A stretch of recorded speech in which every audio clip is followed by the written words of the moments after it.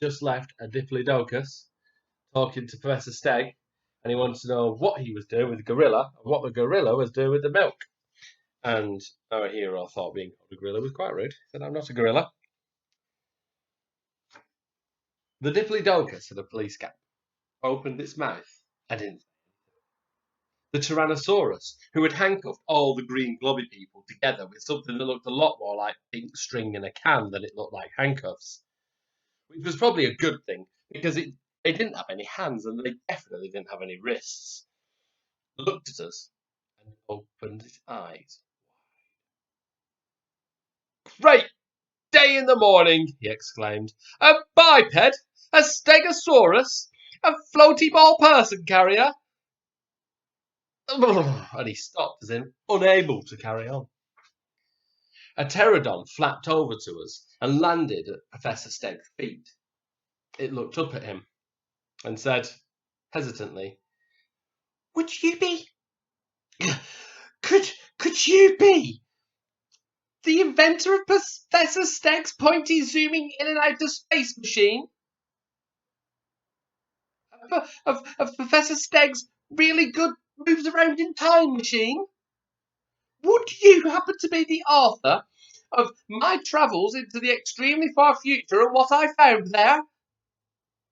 Professor Steg, the wisest of all dinosaur kind? Madam, is it truly you?" "It is," said the Professor. "Madam," I thought, embarrassed. "And this is my assistant."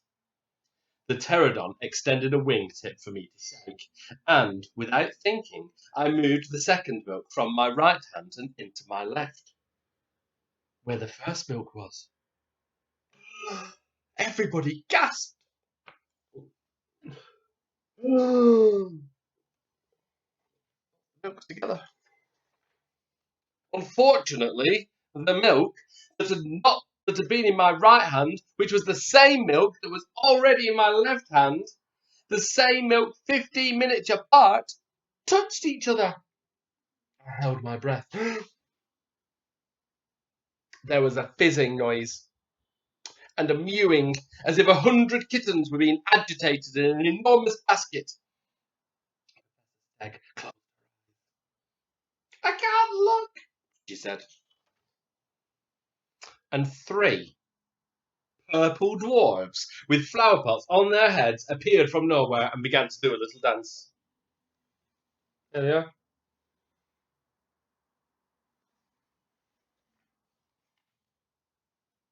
"Did the universe end?" said the Tyrannosaurus, with his eyes tightly scrunched closed. "Look," I said. We all watched the dwarves dance. They weren't human. They weren't dinosaurs. They had purple skin, orange beards, and the flower pots on their heads had lots of flowers growing out of them. They did a complicated sort of dance with lots of leg kicking and shouts of "Way, ole, padong!" And then, as strangely as they had come, they vanished. "Ah," said Professor Steg. "It was always a possibility that this might happen. Unfortunately, the universe has not ended." She pressed the button again, with her tail this time. A small hole in space and time opened up. I was standing on the other side of it with a baffled expression on my face. "What's going on?" "Catch!" I shouted, and threw the milk through the hole. As the portal closed, I saw me catch the milk using my stomach. The green globby aliens having been rounded up and taken away, all the space dinosaurs gathered around. "I can't believe it," said the Diplodocus. "Professor Steg, just like in the comics. The dinosaur who taught us that, in the far, far future, all mammals will eat their breakfast with milk on it. The inventor of the button. She's here in front of us with her gorilla." "Not a gorilla, but a human father?" "She's right, you know," said Professor Steg and all the other dinosaurs gasped and said things like, "Oh, how wise she is," and "What a brain," and "How can you tell the difference between that creature and a gorilla? Is it the shoes?" Professor Steg said, "This human father has been my companion on my strange journey into the future. Now, before I take my leave of him and go with you, oh space, we should sing to him one of the great old dinosaur songs." And they sang me a song in 6-part harmony, and it was called "How Do You Feel This Morning When You Know What You Did Last Night?" Then they sang me a song called "Don't Go Down to the Tar Pits, Dear, Because I'm Getting Stuck on You." The Galactic Police dinosaurs sang me a song about being galactic police and saving people all over the universe and driving very fast space bikes. Then they all sang a song called "I've Got a Lovely Bunch of Hard, Hairy, Wet, White Creatures." It was an ancient dinosaur song that had apparently been written by Professor Steg's Aunt Button. There's nothing in the whole of creation as beautiful as dinosaurs singing in harmony. If only you could hear it. "Now," said Professor Steg, "I shall go off in my floaty balloon person carrier with my newfound dinosaur space patrol friends. And I shall explore the whole universe. And then I shall return to my own time and write a book about it." "You'll actually write several books about it," said the Diplodocus. "Professor Steg's Guide to Everything in the Whole Future was my favourite. Very inspirational." I said goodbye to all the dinosaurs. I thanked Professor Steg for saving my life. Oh, look, there's the front cover of Professor Steg's Guide to Everything in the Whole Future. All of the future. Gorilla holding some milk. Where got that idea? I thanked Professor Steg for saving my life. "Not at all," he said. "We were both fortunate that you had the milk with you. It is not every container of milk that saves the world, after all." "That was me that saved the world," I said, "not the milk." The space dinosaurs all had their pictures taken holding the milk, smiling at the camera. There's all the photos with them holding the milk. Milk's been on. "What are you going to do with that milk?" they asked me. "Are you going to put it in a museum?" No, I'm not," I told them. "I'm going to give it to my children for their breakfast cereal, and possibly I will pour some in my tea." Professor Steg nipped back up the rope and climbed into the basket of her balloon.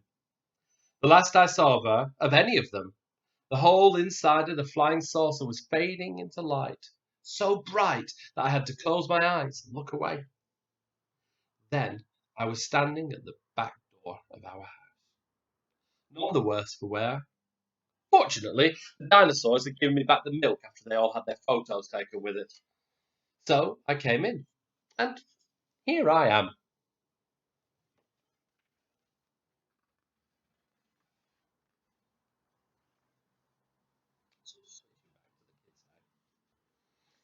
And that was what my dad said. I looked at my sister, and my sister looked at me. Then we both looked around the kitchen, at the calendar on the wall with the hot air balloon on it, at my dinosaur toys, and my sister's ponies, stars on the side. We looked at my sister's vampire books, and at the picture of a volcano that I had painted when I was little, last year. And it was still up on the fridge. We looked at all those things. We looked at my dad. "You know, we don't believe any of this," said my sister. "We don't?" I told him. "Not any of it. Especially not how you saved the world from being remodeled. Or the pirates. Not any of it," I said. My father shrugged. Suit yourselves. But it was all true. And I can prove it." "How?" Yes, how? Said my little sister. Well, said my father, putting it down on the kitchen table. Here is the milk. And he went back reading his newspaper. And look at what's on the bottom of the milk. It's pirate's treasure. We've got some pictures here. I'm going to show you the pictures before I go. Look, here's Splod, the gun of the volcano. And there's some more jungle gods there. There's the sky monster and the milkman. And here's all the pirates. Priscilla, queen of the pirates. The Wumpires. They're called all kinds of things. I like this one. Pale and interesting Edward. Here's the Galactic Police on their speedy space bikes. And here is possibly the most important character in the whole book, the Piranha. I hope you enjoyed that.